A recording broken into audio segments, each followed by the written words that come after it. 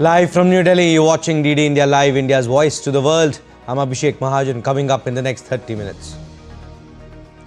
Trump's war against drug trade continues as US imposes sanctions on Colombian President Petro. Also, Venezuela's Maduro accuses US of fabricating war. Kiev allies urge more pressure on Moscow to end the conflict, while Putin's special envoy hints that Russia, US and Ukraine are close to diplomatic solution.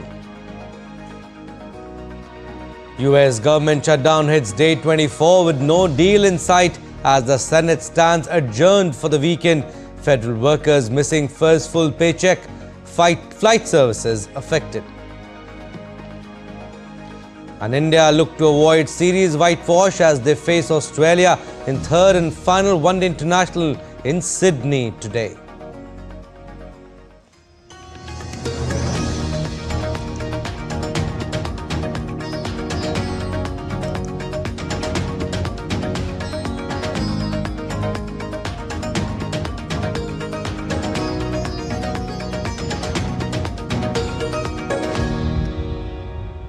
Our top story, the US on Friday imposed sanctions on Colombian President Gustavo Petro, accusing him of failing to curb illicit drug trafficking and refusing to stop the flow of cocaine to the US. The US Treasury blacklisted Gustavo Petro, First Lady Veronica Alcocer, his eldest son Nicholas and Interior Minister Armando Benedetti, banning them from travel to the United States and freezing any US assets they hold. The action adds Petro to a list of world leaders under US sanctions alongside Venezuelan President Nicolas Maduro, Russian President Vladimir Putin and others. Last weekend, Trump announced an end to hundreds of millions of dollars of US aid to Colombia and threatened tariffs on Colombian goods.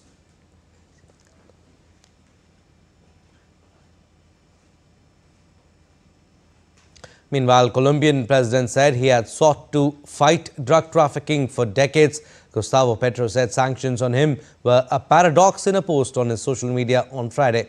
The sanctions announcement was met with a furious response in Bogota. Petro had already called for a mass protest against Trump's policies to be held in Bogota on Friday. Now, the Pentagon on Friday ordered the deployment of an aircraft carrier strike group to counter drug trafficking organizations in Latin America.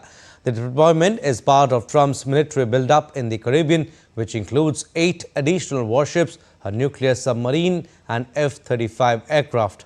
The Gerald R. Ford, which was commissioned in 2017, is the United States' newest aircraft carrier and the world's largest, with more than 5,000 sailors aboard. Trump hasn't specified when the carrier will depart for the region. The carrier announcement came after Defense Secretary Pete Hegseth said an overnight strike on a boat alleged to be operated by Venezuelan drug trafficking gang Tren de Aragua had killed 6 people in the Caribbean Sea. The deployment marks a significant escalation amid heightened tensions with Venezuela, whose government Washington has long accused of harboring drug traffickers and undermining democratic institutions.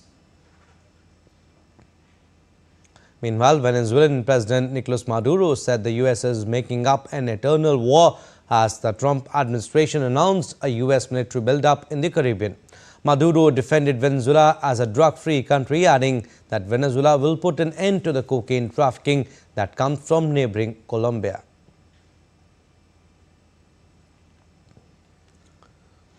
Venezuela released 18 Colombians on Friday after month-long negotiations with the government of Gustavo Petro in an emotional encounter with their loved ones. Families rushed to hug the Colombians who were released at an international bridge between the two countries in Norte de Santander, accompanied by Colombia's Foreign Minister Rosa Villavicencio.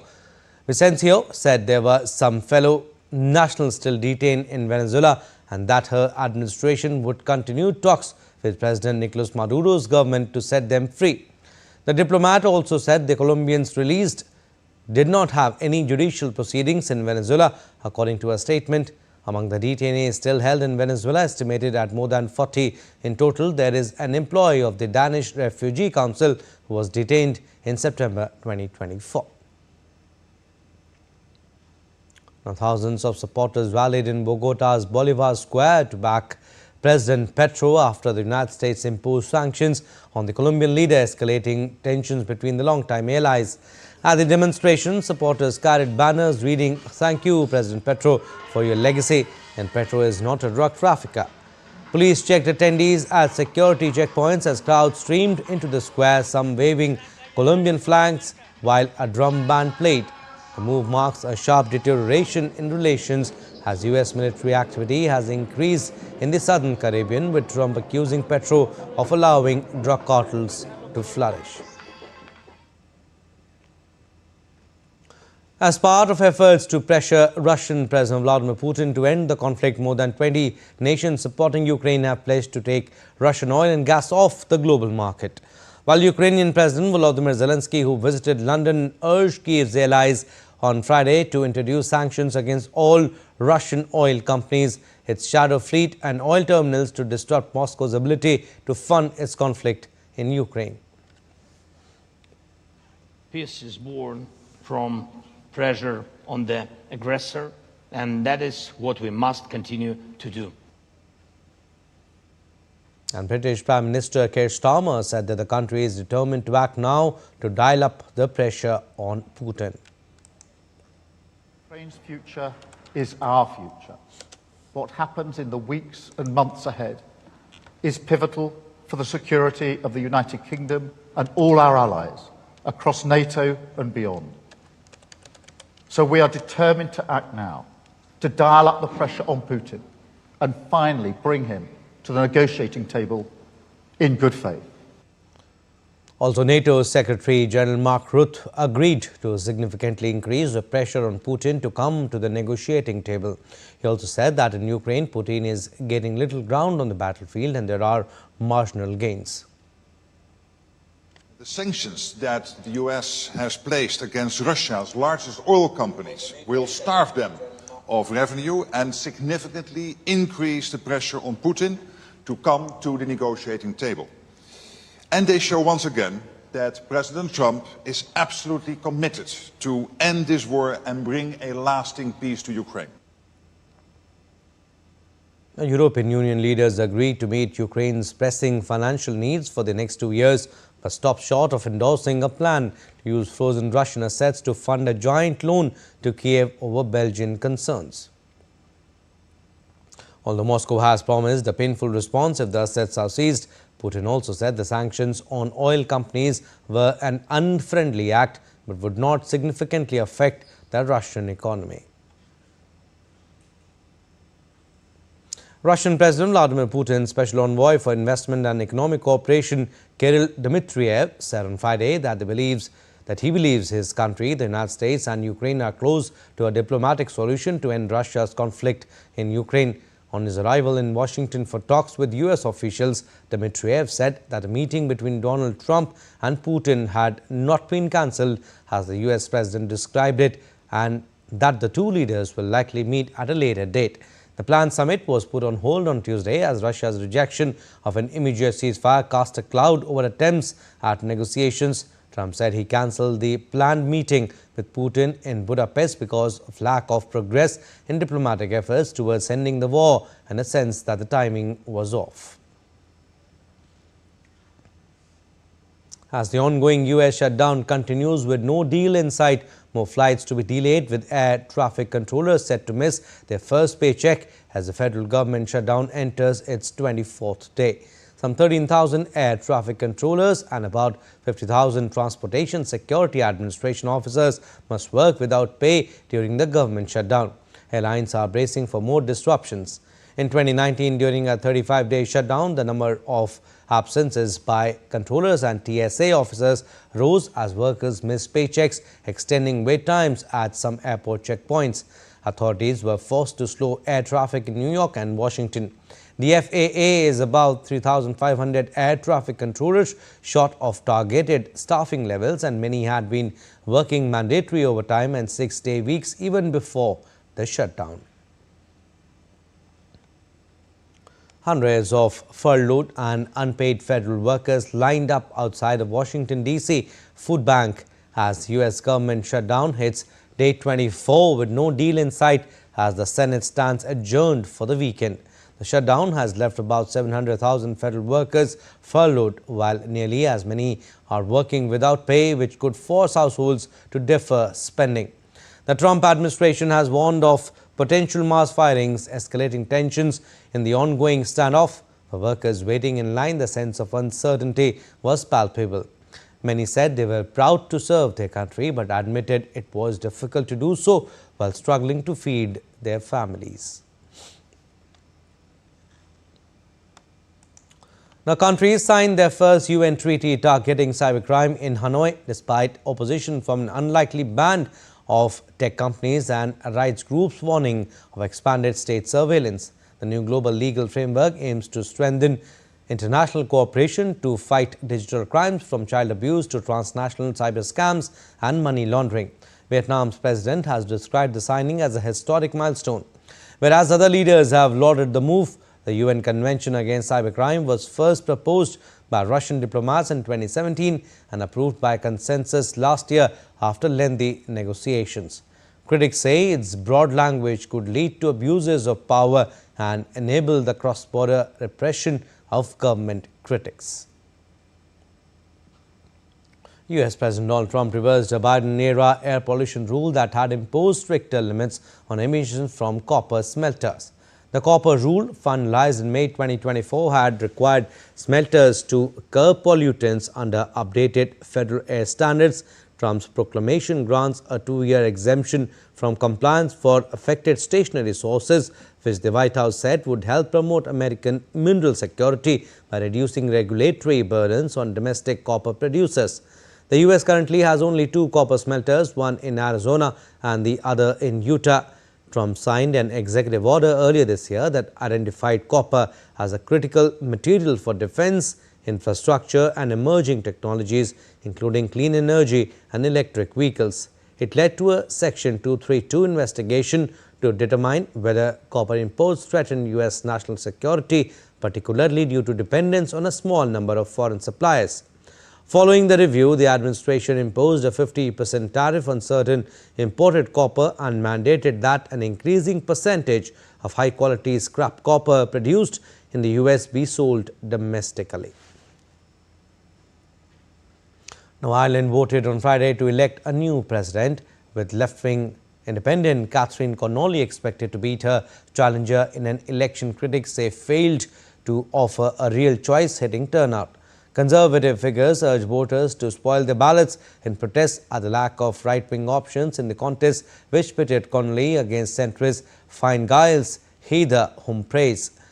Polls results are expected on late Saturday. Experts forecast a low overall turnout, this time because of frustration with the choice of just 2 candidates. A recent poll suggested 49% of voters did not feel represented by either of them. Connolly, a lawmaker since 2016 and supported by left-wing parties, including Sinn Féin, has surged ahead in opinion polls in recent weeks. Now, Thailand's Queen Mother Sirikit passed away at the age of 93 in a Bangkok hospital on Friday night, the Thai Royal Household Bureau announced. The Queen Mother played an important part for decades in helping to revive the power and prestige of the monarchy alongside her husband, the late King Bhumibol Adulyadej. After a stroke in July 2012, Queen Sirikit disappeared from public life. From 2014 till her death, she was treated in Bangkok hospitals. Sirikit brought a touch of glamour as an internationally fitted fashion trendsetter in the post-World War II decades and became a champion of rural development, but she also courted controversy with political statements in later years. The mother of current King Maha Vajiralongkorn Sirikit was also officially celebrated as a maternal figure for Thailand, with her birthday marked as Mother's Day. Let's now take a look at other stories making news around the world.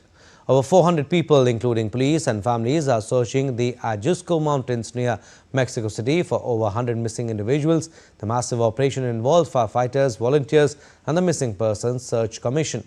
Mexico faces a growing crisis with more than 127,000 people reported missing nationwide amid drug-related violence. Traditional garments from Malatya, Turkey were recreated from old photographs and showcased in a fashion show titled From Yesterday to Today. The project by Yeşilyurt Public Education Center trainees revived local attire through modern adaptations. The event also featured traditional handicrafts and artworks that drew strong public interest. Now, Paris' iconic Pompidou Center transformed into a vibrant nightclub and art hub for a two-day event called Because Beaubourg. The celebration, featuring 80 artists and over 39 concerts, marks the center's closure for a 5-year renovation. All 8 floors open to the public for the first time, offering screenings, performances and master classes. French rapper Riles is marking his new album, The 25th Hour, with a 24-hour signing marathon in Paris. He plans to hand stamp 20,000 discs with a red painted palm print, each uniquely numbered and signed. This follows his earlier 24-hour non-stop run, reflecting his passion for endurance and creativity. All right, still to come on this edition of DD India Live. Commerce and Industry Minister Piyush Goyal interacts with the Indian community in Berlin on his Germany visit. Details after the break. Special preparations for the Chhath Puja intensifies in Delhi. And Alaska Airlines restores operations after tech outage.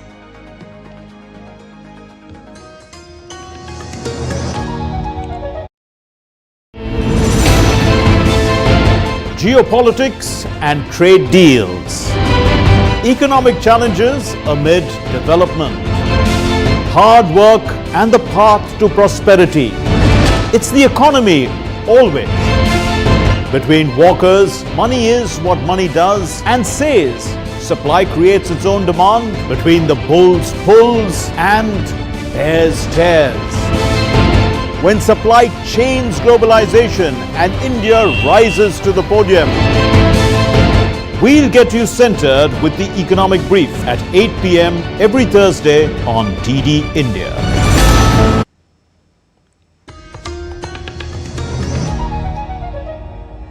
Welcome back. You're watching DD India Live. I'm Abhishek Mahajan. Some more stories. With an aim to deepen Indo-German trade, a strategic partnership marks 25 years.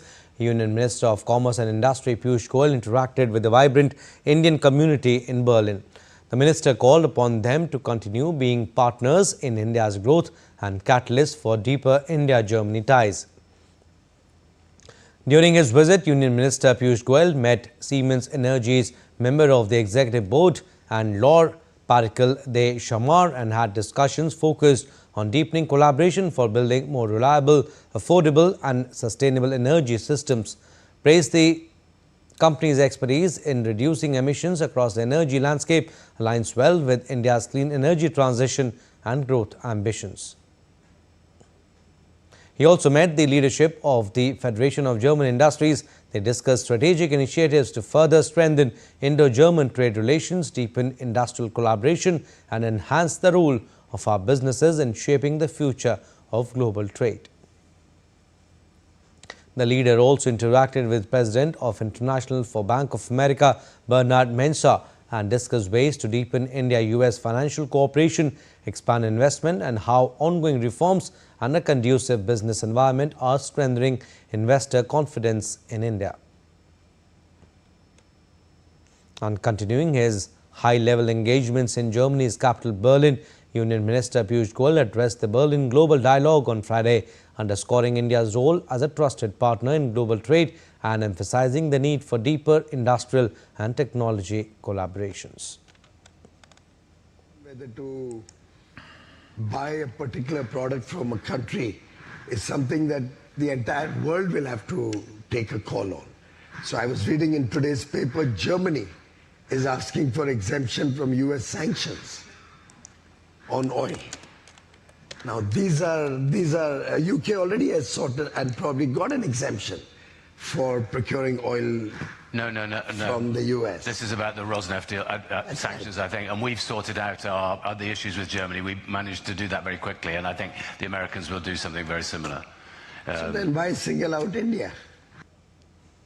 And Bharatiya Janata Party MP Bansuri Swaraj and former Union Minister Vijay Goyal gave away the annual International Tourism, Travel and Hospitality Awards 2025 at the Ashok Hotel in New Delhi. Atul Bhalla IDC Hotels received the Best Hotelier of the Year award.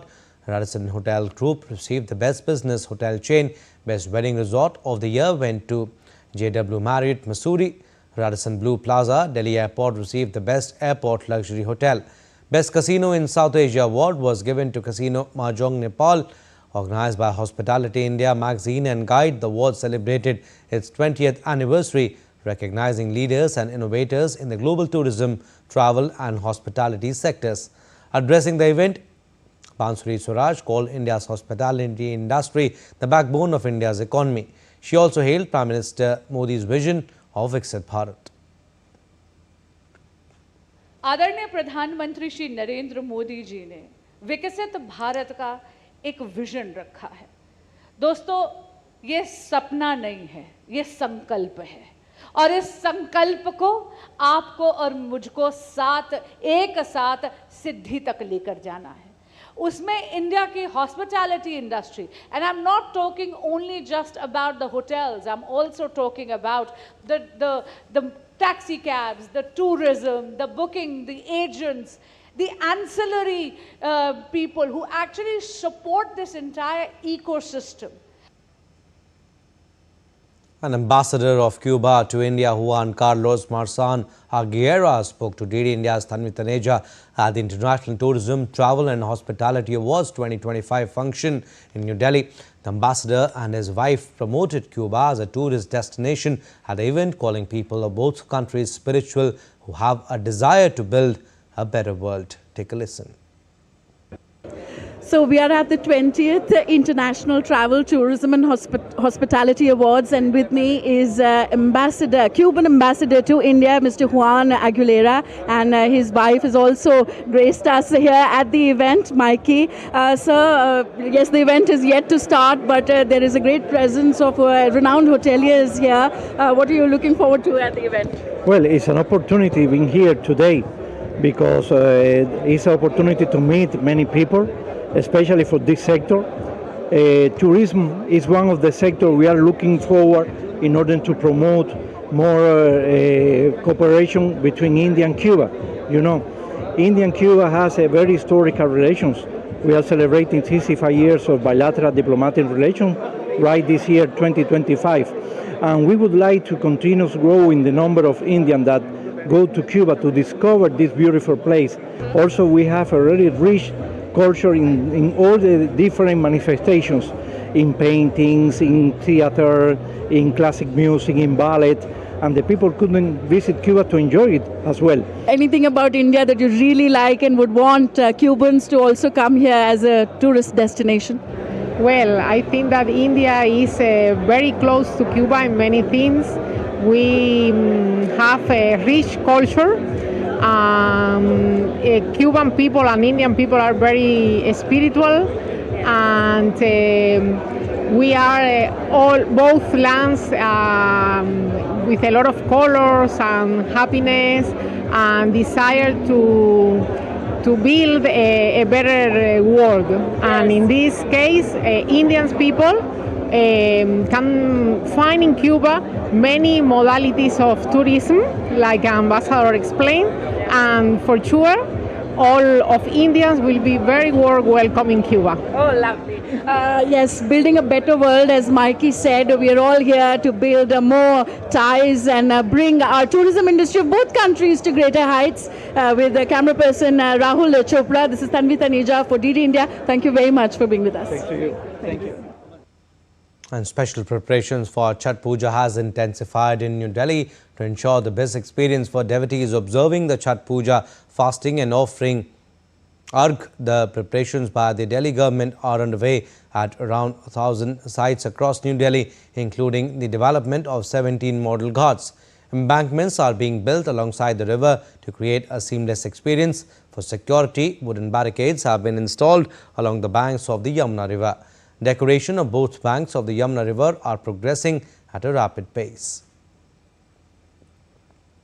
And US carrier Alaska Airlines said it had restored operations after a technology outage that grounded flights across the country and forced it to cancel more than 400 flights, disrupting travel for more than 49,000 passengers. Alaska Air Group said it planned to take immediate actions to upgrade its IT systems after the failure at its primary data center, adding it did not yet have an estimate of the financial impact the disruption may have on its fourth quarter results. Cricket now. India will look to avoid a whitewash as they face Australia in the third and final one-day international in Sydney today. The visitors have lost both the matches in the series. Rohit Sharma has regained his form in Adelaide as he scored a gritty 73 after failing in Perth. However, the focus will be on Virat Kohli, who has not scored a single run in the series till now. The match provides him with a perfect chance to score big. In bowling, spinner Washington Sundar is expected to make way for Kuldeep Yadav, and pacer Prasidh Krishna could also get a chance. Well, that's all we have in this edition of DD India Live, but do let us know your thoughts on the news of the day. For those on the go, you can get all the latest news and updates from India and across the world on DD India mobile app. The app is available on both Android and iOS platforms. Scan the QR code on the screen to download now. And we'll be back with more news as it breaks here on DD India. I'm Abhishek Mahajan. From all of us here in Delhi, thanks for watching DD India Live.